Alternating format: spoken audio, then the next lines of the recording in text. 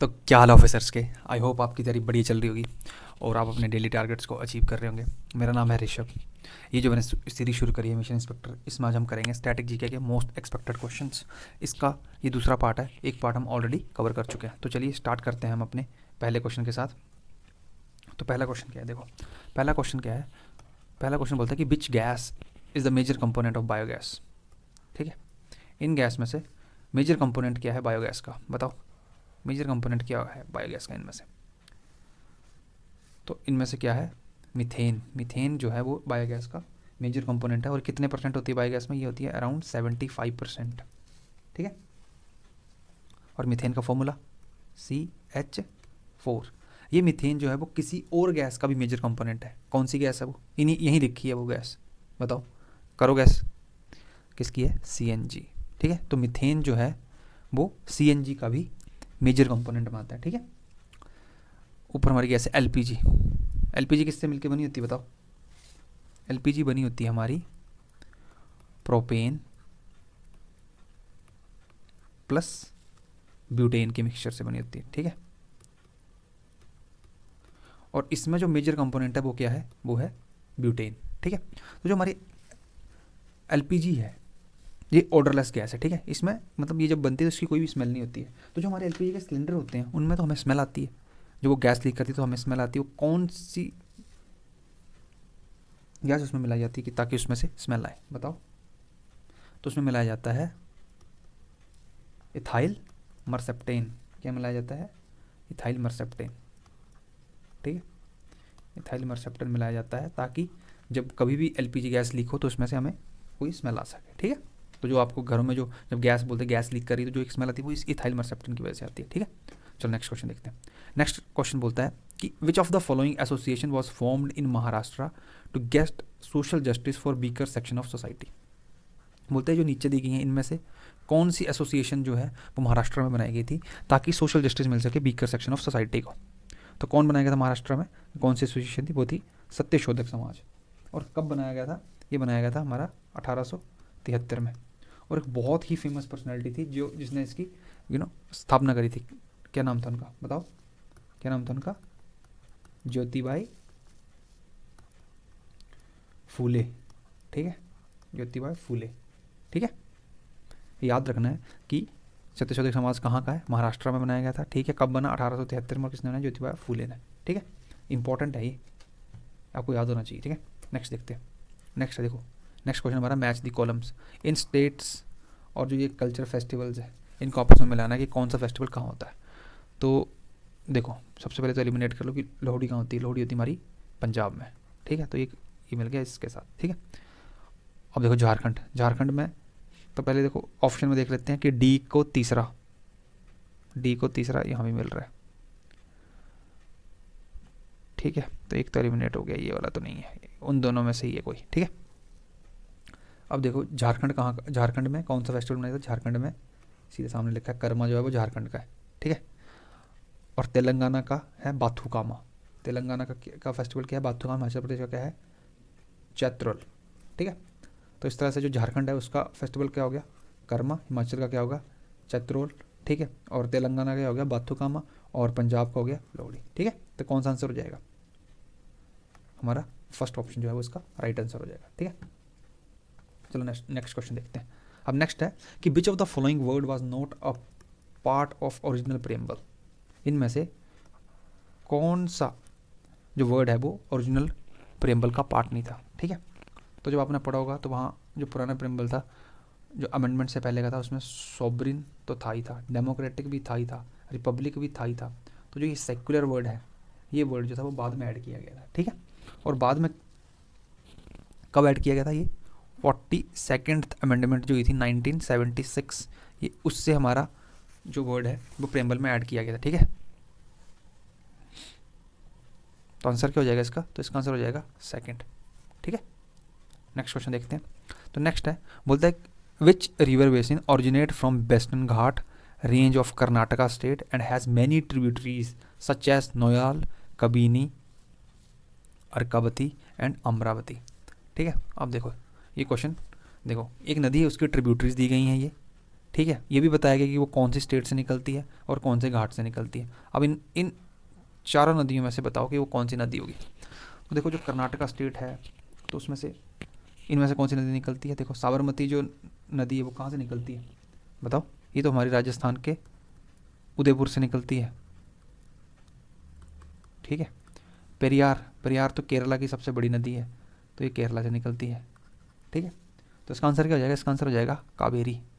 कावेरी जो है वो हमारे कर्नाटका से निकलती है और उसकी ट्रिब्यूटरीज हैं, ये देखो याद कर लेनी है, 4 ट्रिब्यूटरीज है, ठीक है। तो देखो जो भी क्वेश्चन ऐसे फ्रेम होकर पेपरों में आ रहे हैं, तो देखो हो सकता है कि अगली बार ऐसे आ जाए कि अमरावती किसकी सहायक नदी है, सिर्फ यही आ जाए, ठीक है। तो इन सब चीज़ों को आप ध्यान से ऑब्जर्व करा करो कि हाँ देखो इसमें पूछा क्या, देखो इसमें स्टेट भी कवर होगी, जैसे कर्नाटका स्टेट है, कौन से घाट से निकलती है और उसकी ट्रिब्यूटरीज भी हैं, ठीक है। तो आपको सारे पॉइंट्स याद होने चाहिए, ठीक है। नेक्स्ट देखो, बोलता है कि which of the following dance forms is performed by आदि ट्राइब ऑफ अरुणाचल प्रदेश। अब इसमें क्या पूछा है कि इन सब में से कौन सा डांस जो है वो आदि ट्राइब द्वारा कराया जाता है, आदि ट्राइब द्वारा करा जाता है, ठीक है। बताओ भाई, तो कौन सा डांस करा जाता है आदि ट्राइब द्वारा। टप्पू, जो टप्पू डांस है वो आदि ट्राइब ऑफ अरुणाचल प्रदेश द्वारा किया जाता है, ठीक है। तो देखो यहाँ का डांस, ये जो कर्मा डांस है ये इसको कौन सी ट्राइब करती है, फिर इसको करती है हमारी गोंड ट्राइब, ठीक है, इसको गोंड ट्राइब करती है। और ये जो ऊपर है सांगपाओ, इसे कौन करता है, इसे करता है नागा ट्राइब, ठीक है।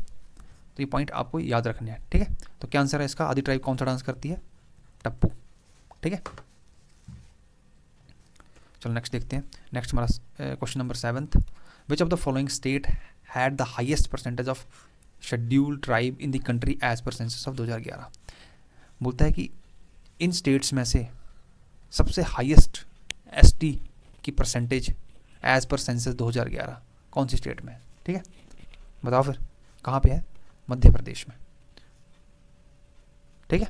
तो मध्य प्रदेश में जो है वो एसटी की हाईएस्ट परसेंटेज है एज पर सेंसस 2011, ठीक है। नेक्स्ट क्वेश्चन देखते हैं। बोलते हैं what is the other name of पूजा Bharathapuzha the longest river of Kerala which flows from west and falls into Arabian sea. बोलते हैं कि जो भरता पूजा करके जो रिवर है, जो कि लॉन्गेस्ट रिवर ऑफ केरला का, इसका दूसरा नाम क्या है। तो इसका दूसरा नाम है पोनानी, ठीक है। क्या नाम है इसका, पोनानी, ठीक है। तो चलो नेक्स्ट क्वेश्चन देखते हैं अब आगे। बोलते हैं नेक्स्ट क्वेश्चन क्या है कि under which article of directive principle of state policy a working women on maternity leave must receive all maternity benefits from the employer. तो बोलते हैं कि कौन सी डीपीएसपी के अंडर जो है वो मैटरनिटी लीव के बारे में लिखा गया है, ठीक है। बताओ भाई, लगाओ गैस, कौन से आर्टिकल में लिखा गया। तो पहले देख लेते हैं, चलो बारी बारी आर्टिकल। चलो जैसे 44 का तो आपको पता ही है क्या है, यूनिफॉर्म सिविल कोड, ठीक है। तो कौन से आर्टिकल में लिखा, ये तो चलो एलिमिनेट कर दिया आपने क्योंकि यूनिफॉर्म सिविल कोड से रिलेटेड है, ठीक है। जो 43 है वो उनकी जो भी मतलब वर्कर काम करते हैं उनकी वेजेस और उनकी वर्किंग कंडीशन से रिलेटेड है, ठीक है। अब बचा हमारा 42 और 45। तो जो 45 है इसमें लिखा गया है कि कंपलसरी एजुकेशन देनी है बच्चों को 14 साल तक के, ठीक है। तो कौन सा आर्टिकल बचा, फिर आर्टिकल 42 ही है जिसमें मैटरनिटी लीव के लिए लिखा गया है। ये सब आपको याद रखना है, ठीक है। जब भी देखो कोई भी क्वेश्चन फ्रेम हुआ हो प्रीवियस ईयर में, तो उसमें जो भी आर्टिकल वो ऑप्शन में भी ले रहा है तो उन पर भी आपको ध्यान देना है, क्योंकि अगर एग्जामिनर उनको एज अ ऑप्शन भी यूज़ कर रहा है तो भी वो हमारे लिए हाईली इंपॉर्टेंट हो जाते हैं, ठीक है।